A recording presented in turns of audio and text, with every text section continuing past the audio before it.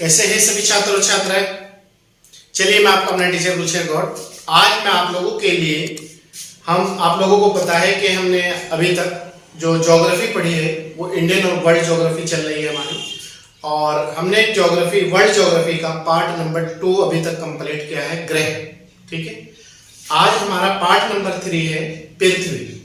क्योंकि मैंने आपको बताया था कि पृथ्वी को हम बिल्कुल अलग रूप में पढ़ेंगे, इसकी विशेषता क्या है और क्यों पृथ्वी इंपॉर्टेंट है हमारे लिए। ठीक है, तो पृथ्वी के बारे में विस्तार से जानेंगे। आज का जो हमारा सेशन है वो है पृथ्वी। ठीक है, तो आइए, विषय विश्व भूगोल और टॉपिक है पृथ्वी। पृथ्वी मतलब अर्थ, इसे इंग्लिश में कहते हैं अर्थ। तो देखिएगा, ये हमारी पूरी पृथ्वी है। ये जो गोल गोल है ना, जो पूरी पृथ्वी है, ठीक है, जिसपे हम खड़े हुए हैं। अब क्या है कि पृथ्वी, आप लोगों को पता है कि ये 23.5 डिग्री 23.5, ये 23.5 डिग्री अपनी धुरी पर झुकी हुई है। ये देखो, ये 20 सेंटर है, 23.5, ये 23.5 डिग्री झुकी हुई है अपनी धुरी पर। ठीक है, तो ये पृथ्वी का उत्तरी ध्रुव है, ये वाला, और ये पृथ्वी का दक्षिणी ध्रुव है। ठीक है, क्योंकि ये उत्तरी ध्रुव हो गया और ये दक्षिणी ध्रुव हो गया। अब बात आती है कि कर्क रेखा, मकर रेखा, विषुवत रेखा। तो ये आपकी 23.5 डिग्री 23.5 नॉर्थ, ये है आपकी कर्क रेखा, ये वाली नॉर्थ में है कर्क रेखा, और ये है आपकी विषुवत रेखा। ठीक है, ये है आपकी विषुवत रेखा, और ये है आपकी मकर रेखा। तो ये हमारा पूरा वो है 23.5 डिग्री पृथ्वी अपने अक्ष पर झुकी हुई है।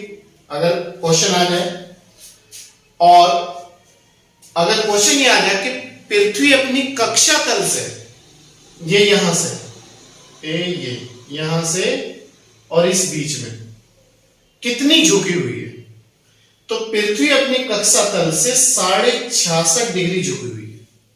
ठीक है, क्योंकि आपको पता होगा कि 90 डिग्री का एक कोण बनाती है। जैसे ये है यहां से यहां तक, तो ये पूरा इसके बीच का जितना भी है ये 90 डिग्री है, फिर ये 90 डिग्री है, फिर यहां से लेके यहां तक ये 90 डिग्री है, फिर ये 90 डिग्री है। तो टोटल जो कोण बनता है वो 380 डिग्री का बनता है पृथ्वी पर।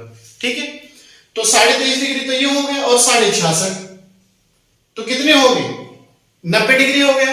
तो कक्षा तल से अगर पूछे कितनी झुकी है, तो 66.5 डिग्री पृथ्वी झुकी है, और अगर वैसे पूछे कि पृथ्वी कितनी झुकी है, तो 23.5 डिग्री झुकी है। दोनों क्वेश्चन अलग अलग है। ठीक है, तो आइए देखते हैं। पृथ्वी आकार में 5वां सबसे बड़ा ग्रह है। अगर ये पूछ ले पृथ्वी क्या है, ग्रह है, उपग्रह है, तो ये अपने आप में एक ग्रह है। पृथ्वी का अक्ष उसके कक्षा तल पर बने लंब, ये बना लंब, ये लंब, ठीक है, ये लंब, ठीक है, बने लंब से 66.5 झुका हुआ है। ये देख रहे होंगे आप लोग कक्षा तल से, ये 66.5 डिग्री, यहां पर 66.5 डिग्री झुका हुआ है, 23.5 डिग्री, और ये कोण पृथ्वी का टोटल वो है वो 66.5 है। एक बार फिर देख लीजिए, पृथ्वी का अक्ष मतलब अक्षांश, अक्ष ये यहां से उसके कक्षा तल पर बने लंब से 23.5 डिग्री झुका हुआ है। दूसरे शब्दों में, पृथ्वी का अक्ष पृथ्वी की कक्षा तल से 66.5, ये 66.5 डिग्री का कोण बनाता है। ठीक है, नॉट ए, पृथ्वी सौर मंडल का एकमात्र उपग्रह है। अगर पूछ ले पृथ्वी क्या है, सौर मंडल का एकमात्र उपग्रह है। यह क्वेश्चन ऐसे दे सकता है, सौर मंडल का एकमात्र उपग्रह कौन सा है, पृथ्वी, जिस पर जीवन संभव है। क्लियर है? नेक्स्ट, पृथ्वी का एकमात्र उपग्रह कौन सा है, चंद्रमा। और पृथ्वी क्या है? अपने आप में एक ग्रह है, ये भी याद रखना। और इसका एकमात्र उपग्रह चंद्रमा। पृथ्वी का विषुवतीय व्यास 12,756 किलोमीटर एवं ध्रुवीय व्यास 12,713.6 किलोमीटर है। इन दोनों व्यासों के बीच 43 किलोमीटर का अंतर है। मतलब विषुवत व्यास के बीच और ध्रुवीय व्यास के बीच। विषुवत व्यास मतलब ये विषुवत व्यास है और यह आपका ध्रुवीय व्यास है। तो इसके और इसके बीच ये जो है यहां से यहां, ठीक है, तो 43 किलोमीटर का अंतर है। ये और ये 43 किलोमीटर का अंतर बनता है। पृथ्वी के व्यास की गणना सर्वप्रथम क्वेश्चन आता है किसने की थी?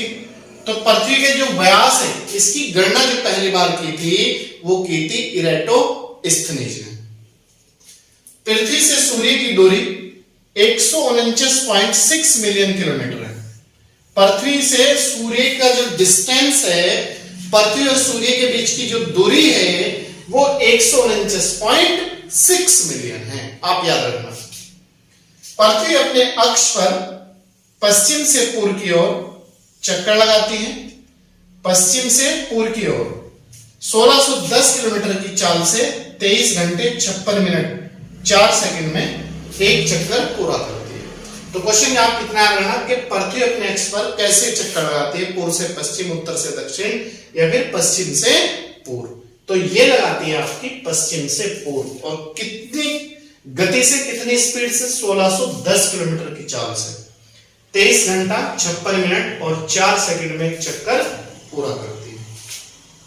पृथ्वी द्वारा एक चक्कर पूरा करने की गति को घूर्णन या दैनिक गति कहा जाता है।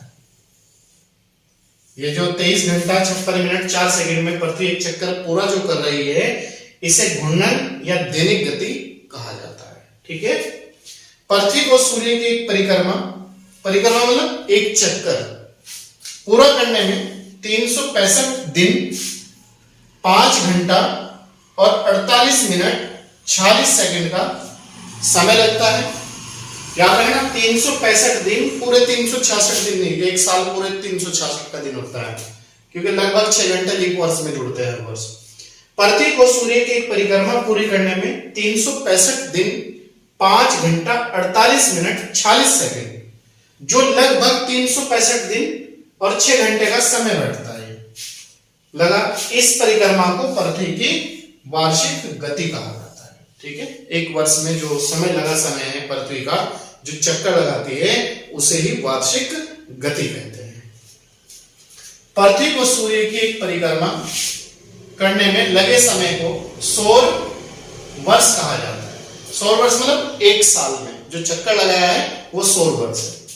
प्रत्येक सौर वर्ष एक वर्ष में 6 घंटा बढ़ जाता है।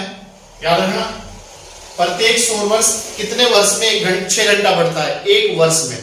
4 वर्ष में 6 चौक 24, तो एक दिन बढ़ जाएगा। तो लीप ईयर हर वर्ष चौथे वर्ष लीप ईयर होता है। अगर इस साल 2022 में लीप ईयर होगा तो आने वाले 2026 का जो वर्ष होगा वो लीप ईयर होगा। ठीक है। इसीलिए हर चौथे वर्ष लीप वर्ष होगा।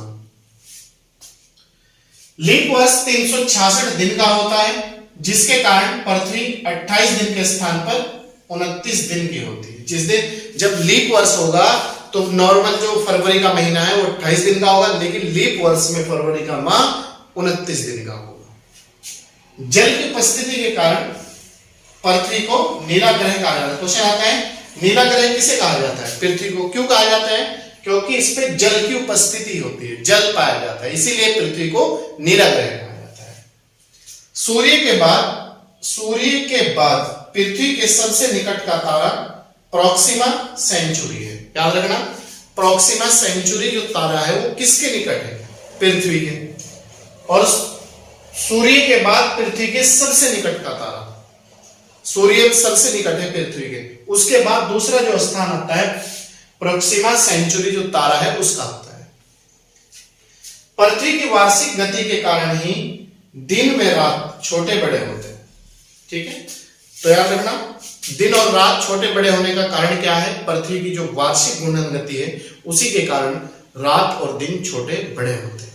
तो दोस्तों ये थी आज की हमारी विश्व भूगोल ज्योग्राफी की क्लास, जिसमें मैंने आपको पृथ्वी से जो क्वेश्चन बन सकते हैं एग्जाम में, अर्थ से संबंधित जो भी क्वेश्चन बन सकते हैं वो मैंने आपके सामने प्रस्तुत किए और आप इसे अच्छी तरीके से पढ़ें और लिखें और 1 से 2 बार इसे आप क्लास को सुन लें। तो मैं नहीं मानता कि आप इस क्लास को करने के बाद आपको कोई अन्य क्लास की आवश्यकता है। तो आप बहुत अच्छी तरीके से अपनी इसी क्लास को तैयार करें। चलिए, मैं आपका अपना टीचर रुचिर गौड़। अगर आप हमारे यूट्यूब चैनल पर नए हैं तो सब्सक्राइब कर लीजिएगा, लाइक और शेयर जरूर कीजिएगा, और अगर पुराने हैं तो कंटिन्यूटी के साथ बने रहिएगा और ज्यादा से ज्यादा लोगों को जोड़ने का प्रयास करिएगा। चलिए, थैंक यू।